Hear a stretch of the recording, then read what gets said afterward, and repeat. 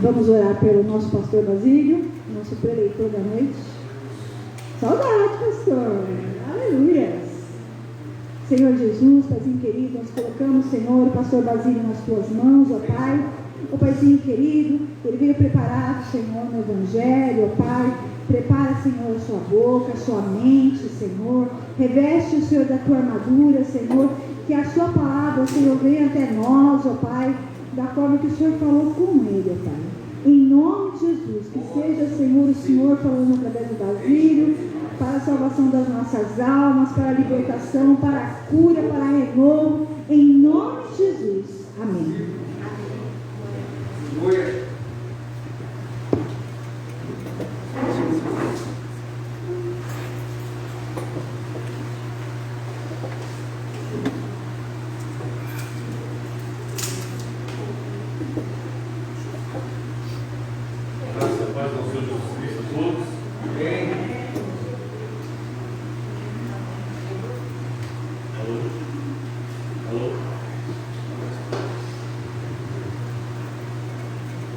Está ouvindo? Agora.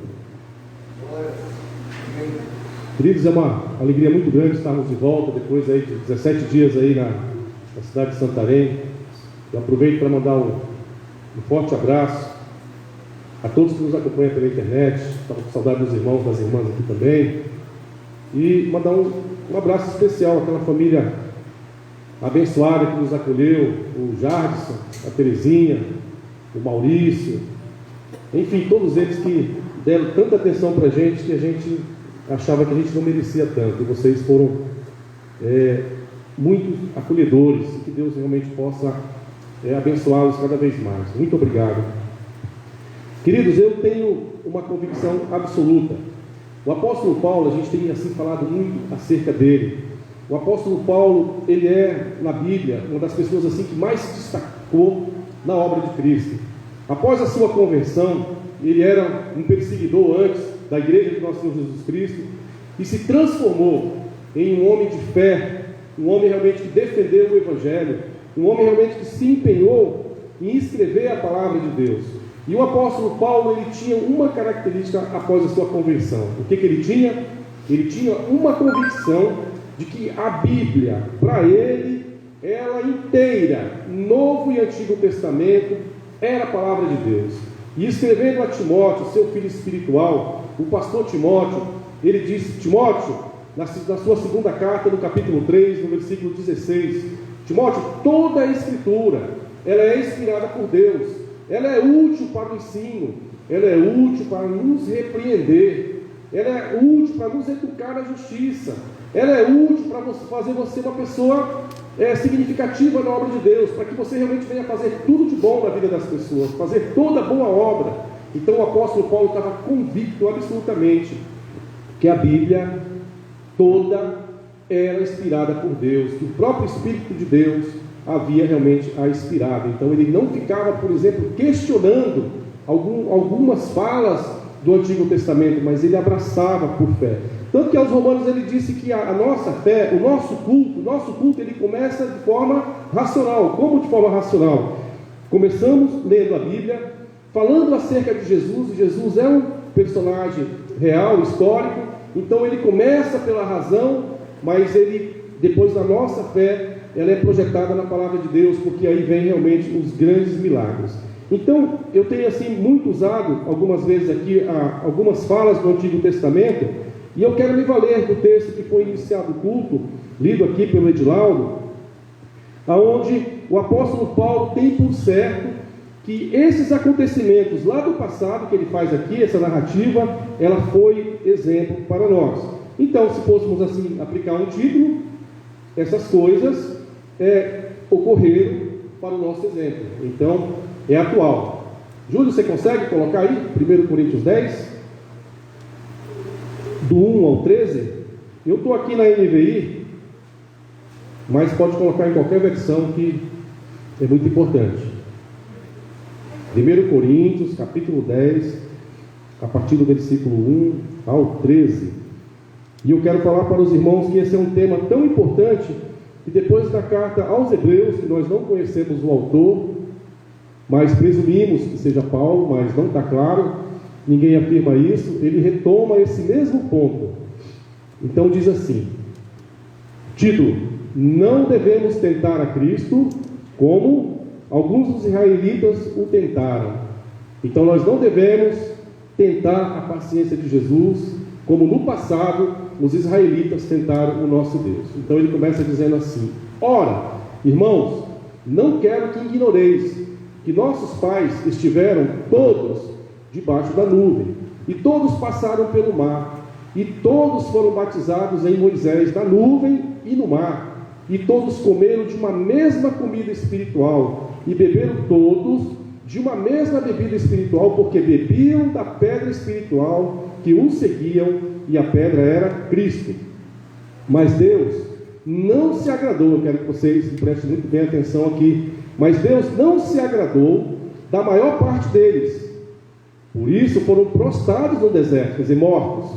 Aí versículo 6: estas coisas foram-nos feitas em figura, para que não cobicemos as coisas más como eles cobiçaram.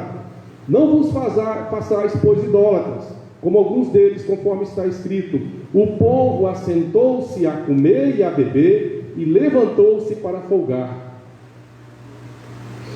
E não nos prostituamos, como alguns deles fizeram, e caíram num dia, presta atenção, por causa da prostituição, num dia, 23.000 pessoas. E não tentemos, aí a observação dele, não tentemos a Cristo, como alguns deles também tentaram e pereceram pelas serpentes. E não murmureis, como também alguns deles murmuraram e pereceram pelo destruidor. Ora, tudo isso, ele volta de novo ao mesmo tema. Ora, tudo isso lhes sobreveio como figuras, e estão escritas para o aviso nosso, da nossa igreja, Batista Ágape, para quem já são chegados os tempos do século. Nós já estamos vivendo por esse tempo, Jesus está voltando, glória a Deus. Aquele, pois, que cuida estar em pé, olhe para que não caia. Não sobreveio sobre vós tentação senão humana, mas Deus é fiel, que não vos deixará tentar acima do que podeis, antes com a tentação também o escape, para que possais suportar. Por favor, irmão, volta no versículo 1 do capítulo 10, por favor.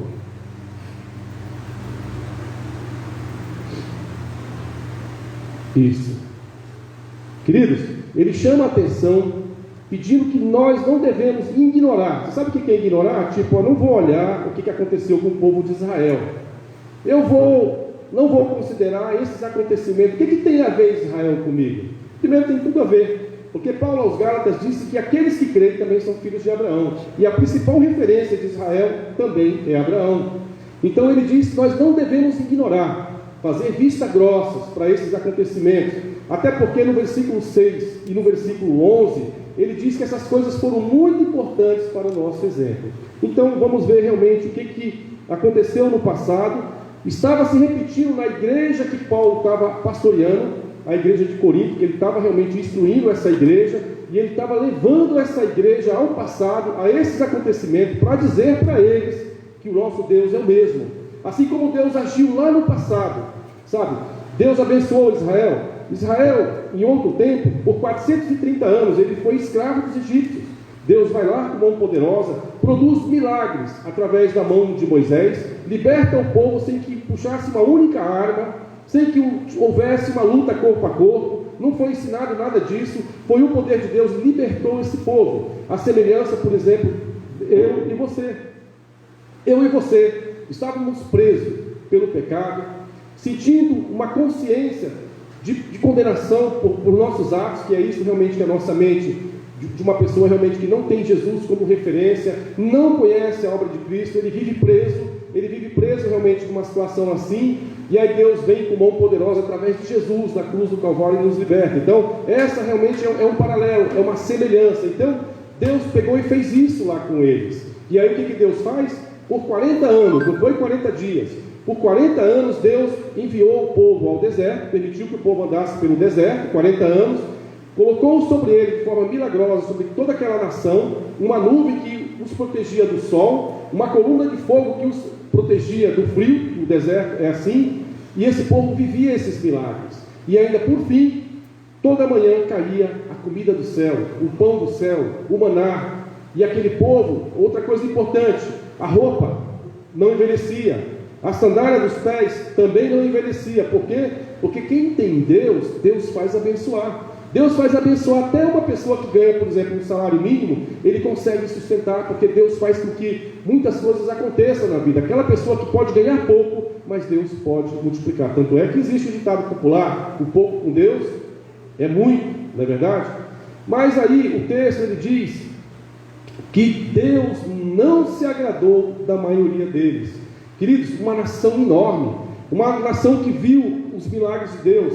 Há até aquelas pessoas que pensam assim: olha, se eu vivesse naquele tempo vendo aqueles milagres, certamente eu não estaria alistado entre aqueles que não creram, entre aqueles que não foram abençoados.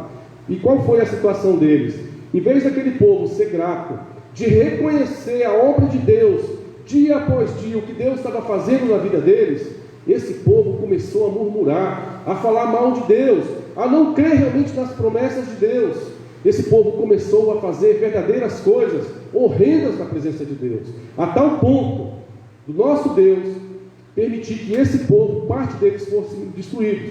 Tanto é que vamos pensar assim: alguns que afirmam que foram 3 milhões de homens e mulheres e idosos que saíram lá do Egito, e estrangeiro, teve estrangeiro também que acompanhou a saída de Israel do Egito, veio no meio, porque no dia que o anjo passou, eles colocaram lá nos umbrais da porta o sangue do cordeiro, que os protegeram da morte, e esse povo mesmo acompanhou a nação de Israel.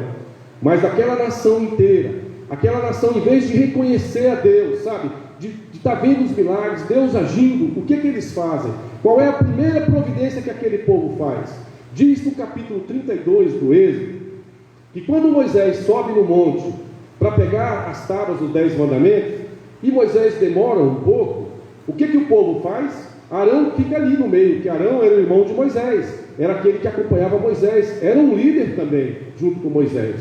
Moisés demora, segundo eles, segundo o conceito deles. Na demora, o que eles fazem?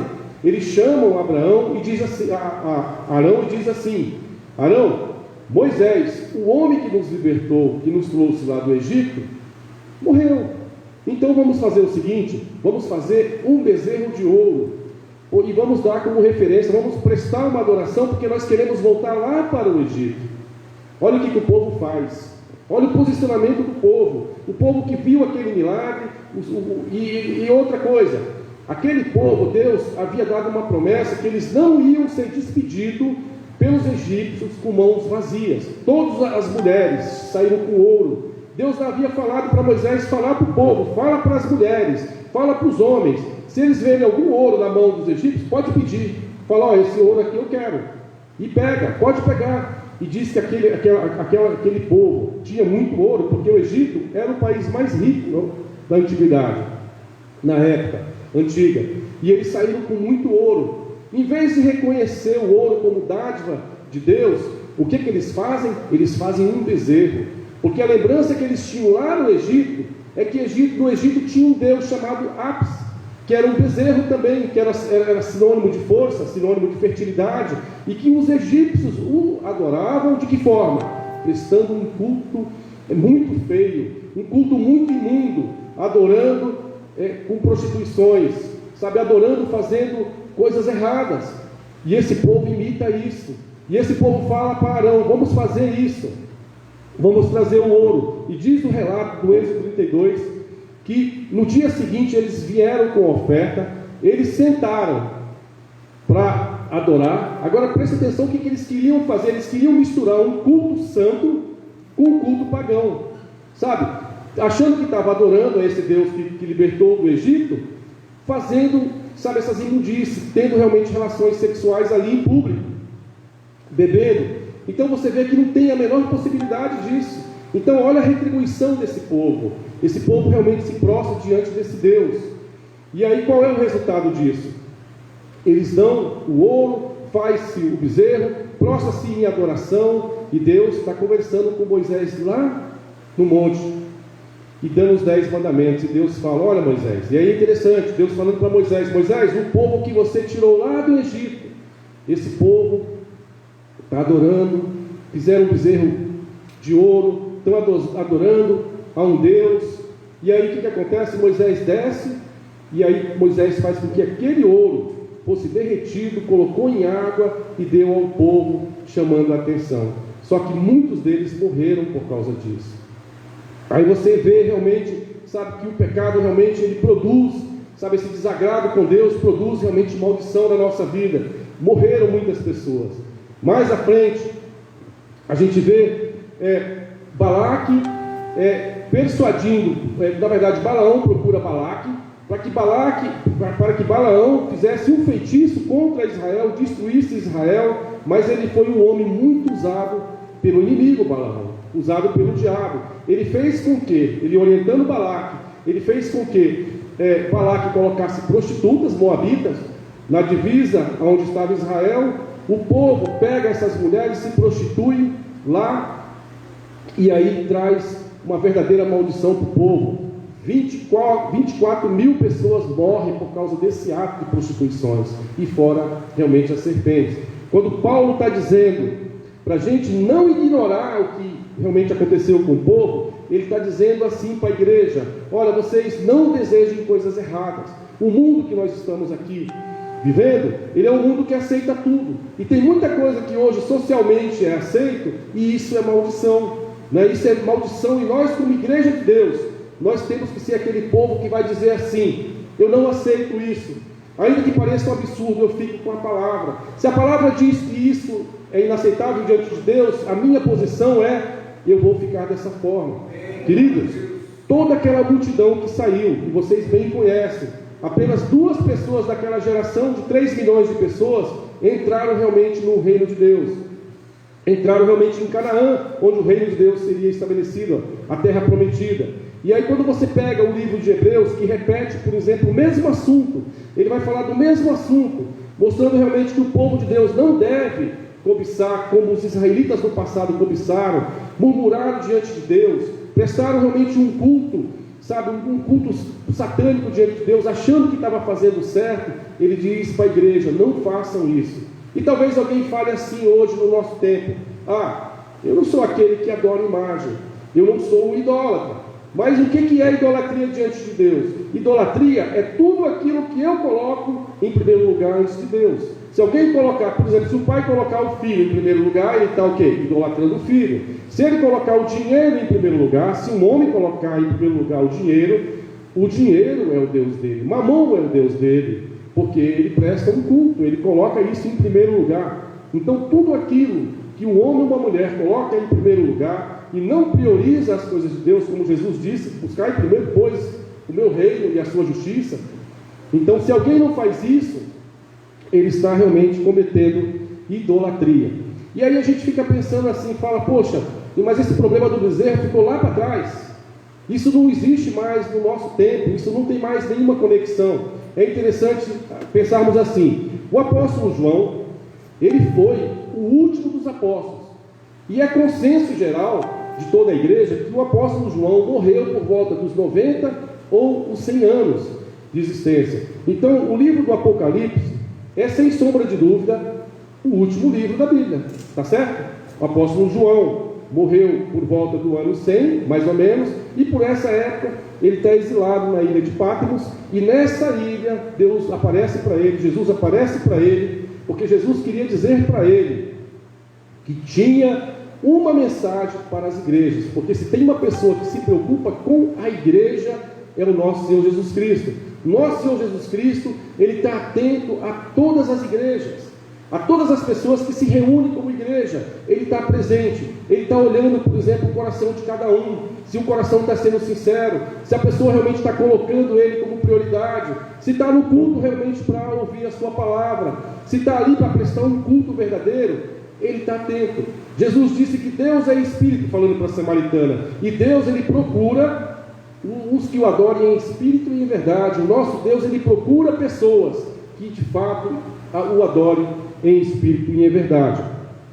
Aí, lendo no Apocalipse, no capítulo 2, no versículo 14, o Espírito Santo, Jesus falando para o apóstolo João, ele diz assim: que a igreja de Pérgamo, que ele tinha algumas coisas que ele estava reprovando naquela igreja, mas o que ele estava reprovando é que alguns estavam seguindo os passos de Balaão. Quem é o Balaão? É um personagem lá da antiguidade que fez Israel tropeçar, fez Israel ser amaldiçoado. E o que é o culto de Balaão? Olha, ter um relacionamento sexual de qualquer jeito, afinal de contas, é uma forma de amor. A pessoa está se relacionando, por exemplo, hoje é comum defender várias práticas de relacionamento. É permitido do mesmo sexo, não tem problema. No conceito da sociedade, isso não tem problema. Diante de Deus, isso realmente não tem nenhuma consonância, porque Deus criou o homem e Deus criou a mulher. A família, do ponto de vista de Deus, é homem e mulher. Então, um homem pode até gostar de um homem, mas não é, por exemplo, algo que esteja assim 100% aprovado de Deus, a não ser que esse amor seja uma amizade simplesmente. Então, por exemplo, esse tipo de relacionamento, ele tem realmente uma reprovação por Deus. Então nós, como filhos de Deus, nós respeitamos as diversas opções, mas nós não aprovamos. Nós temos amizade com todas as pessoas, nós podemos ter, respeitamos e amamos as pessoas, mas algumas ações, nós olhando para a palavra, a gente vai dizer sempre assim: eu prefiro o que está na palavra. Se a palavra realmente diz isso, que é reprovável, eu não posso realmente aprovar aquilo que Deus realmente de fato reprovou. Então o apóstolo Paulo, ele vai seguindo dentro dessa linha, dizendo que esses acontecimentos, eles nos serviu e nos servem para observarmos hoje, sabe, a nossa vida, olhar para a nossa vida. No capítulo 9, Paulo diz que tendo ele pregado a muitos, que ele também não viesse a ser reprovado. Paulo escrevendo a Timóteo, ele diz: Timóteo, tem cuidado de ti mesmo.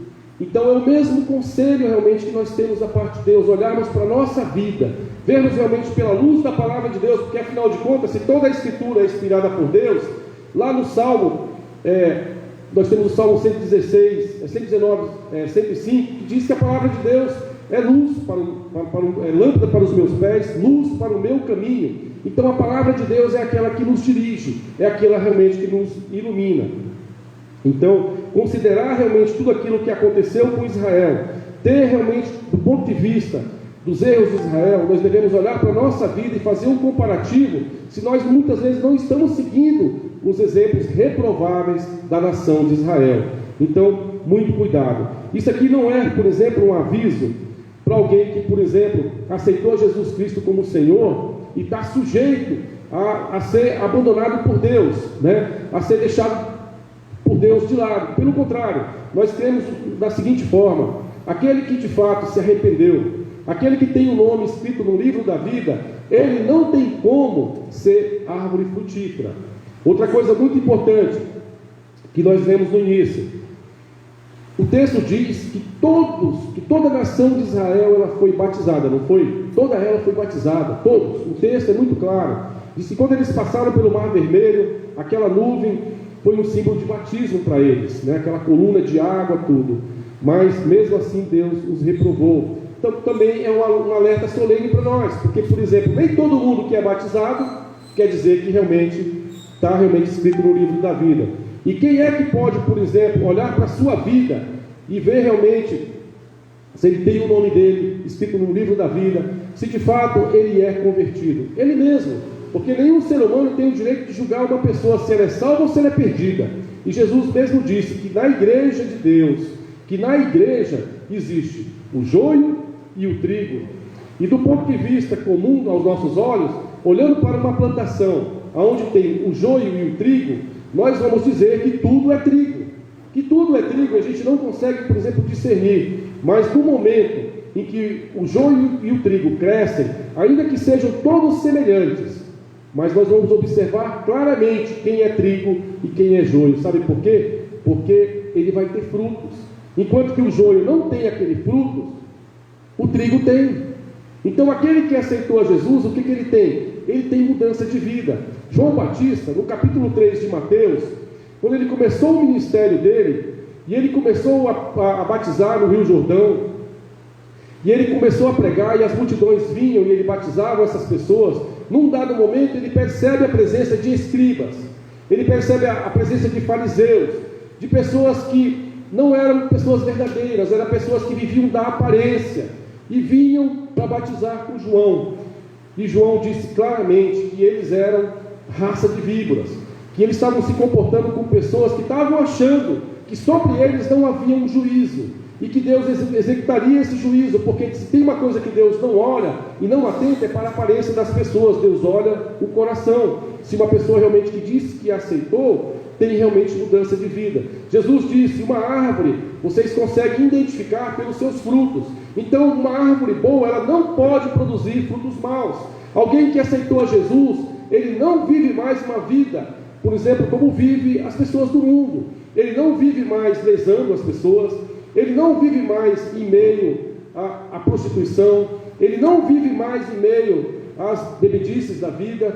Aí ele pode cair num desses, ele pode, mas ele não fica prostrado, porque aquele que está no coração dele fala: você errou, a nossa comunhão está rompida. E aí esse peso faz com que a pessoa sinta, sabe, o peso do erro dele, porque ele tem o Espírito Santo. Aí Paulo diz aos Romanos que o próprio Espírito testifica com o nosso espírito que nós somos filhos de Deus. Então nós não julgamos ninguém, e a questão do joio e do trigo para nós está muito bem estabelecida, porque o joio e o trigo sempre vai ter na igreja de Deus, mas não cabe eu dizer quem é joio, não cabe eu dizer quem é trigo. Cada um tem que olhar para si, mas há esperança. O joio pode virar trigo, essa é uma esperança. Se o joio estiver no seio da igreja, pode ser que tenha esperança para ele virar trigo, porque ele vai ouvir um dia a palavra, o Espírito Santo vai incomodar essa vida, e essa vida vai ver realmente que está vivendo no erro, e dentro desse erro ele vai querer viver em santidade. Porque outro texto que ficou muito bem claro, e Paulo deixou muito bem claro, ele dizendo assim, que nós devemos seguir a paz com todos, né? Mas a santificação, sem a santificação ninguém verá o Senhor. Então uma pessoa que, por exemplo, que não é santa, que ela não é separada, ela diz: eu aceitei a Jesus, eu tenho Jesus como referência, e ela vive nas velhas práticas. Aí você vê ela nas velhas práticas, ela tem realmente santidade? Porque a palavra santificação é separar para Deus, é separar para fazer a vontade de Deus. Então nós percebemos assim claramente que sem santificação ninguém verá o Senhor, nenhum homem vai ver a Deus. Por que aqueles israelitas, eles não entraram realmente em Canaã, na terra prometida? Aquela nação inteira foi reprovada, tirando Caleb e tirando Josué. Apenas as pessoas que tiveram 20 anos depois, porque 20 anos aquela nação ficou andando, e os mais antigos que saíram do Egito foram morrendo. Só entraram na terra prometida aquela geração nova, porque eles não agradaram ao Senhor. Então pense bem nessa questão. Você, o teu modo de agir, você tem agradado a Deus? Você, na tua vida, você sente algum peso de pecado? Se você sente, você deve confessar, porque o sangue de Jesus nos purifica de todo pecado. E ninguém, a gente sempre fala aqui, ninguém precisa viver debaixo da condenação do pecado. Ninguém precisa viver de tal modo que não sinta realmente nenhuma confiança acerca da vida eterna, porque Jesus veio, e essas são as boas novas, para pagar e nos libertar. Pagou o preço, o escrito que era de condenação sobre nossas vidas, a sentença de morte que era sobre nossas vidas, e nos colocou, sabe, num livro aonde Jesus pagou tudo, aonde nós não devemos nada, aonde nós temos uma consciência que se Jesus vier hoje, ou se nós formos até Jesus, nós vamos morar para sempre com Ele. Queridos, então você fecha os seus olhos. O culto hoje é mais rápido, nós vamos terminar às 20 horas. Mas se tem alguém realmente vivendo assim uma vida onde não tem certeza, onde está vivendo debaixo de condenação, onde as coisas não estão dando certo, porque onde há pecado não há prosperidade. Porque a Bíblia mesmo diz em Provérbios 28:13 que aquele que confessa e abandona alcança misericórdia e vai prosperar. Deus, no nome de Jesus, Pai, que cada um que ouviu essa palavra ou venha ouvir, que ele venha olhar para a sua vida e ver realmente se ele não está se comportando como a nação de Israel no passado se comportou, sendo ingrato aos teus milagres, sendo ingrato ao Senhor, murmurando do Senhor, provocando a paciência do Senhor. Deus, no nome de Jesus, Pai, que no nosso meio o Senhor não encontre nenhum coração endurecido, como diz a Tua palavra, que se ouvirdes a Sua voz, não endureçais o vosso coração como os israelitas fizeram.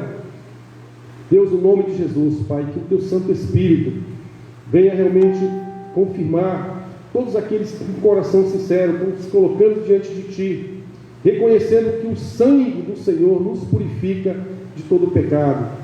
Deus, no nome de Jesus, Pai, que o Senhor venha a contemplar cada pessoa, Deus querido. Se tem alguém que está doente, que foi acometido por esse vírus, que seja curado no nome de Jesus, Deus querido. Que o Senhor venha restabelecer o físico, que o Senhor venha restabelecer o espírito de cada um. No nome de Jesus, Pai, colocamos a nossa vida na Tua presença santa. Amém.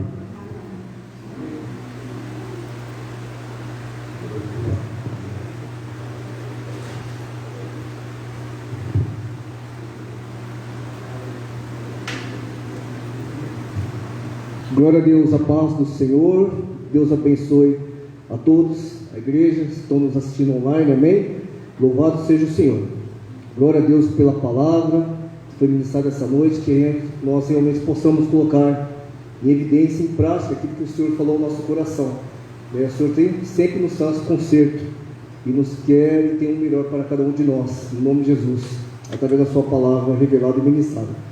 Nós vamos estar levantando o clamor pelos nossos irmãos que estão enfermos, estão passando por enfermidade, algumas famílias que tiveram perda dos seus entes queridos, e é um momento difícil porque nós não fomos feitos a princípio criados por Deus para a morte, mas para uma vida eterna. Mas por causa do pecado, todos nós passaremos por isso um dia, ou a morte indo, ou Jesus voltando, nós iremos para o Senhor. Mas saiba que nessa noite o Senhor Ele quer ministrar o seu coração. No momento nós vamos orar aqui por cura.